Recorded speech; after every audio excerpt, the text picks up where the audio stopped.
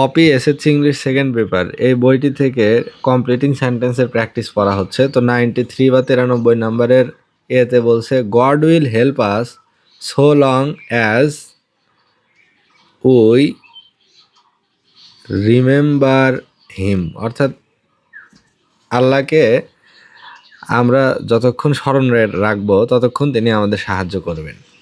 B নাম্বারে বলছে 26 March is the date when we got independence, অর্থাৎ 26শে মার্চ হলো ওই দিন যখন আমরা স্বাধীনতা পেয়েছিলাম, উই গট ইন্ডিপেন্ডেন্স, অথবা উই ডিক্লেয়ার্ড ইন্ডিপেন্ডেন্স। এখানে গট না দিয়ে এখানে ডিক্লেয়ার্ডও দেওয়া যেতে পারে, উই ডিক্লেয়ার্ড ইন্ডিপেন্ডেন্স।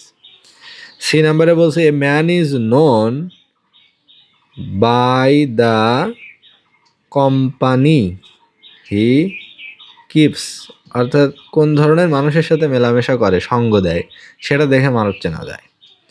ডি নাম্বারে বলছে had I seen him once more, আমি যদি তাকে আর একবার দেখতাম তাহলে এটার গ্যাবে হবে আই উড হ্যাভ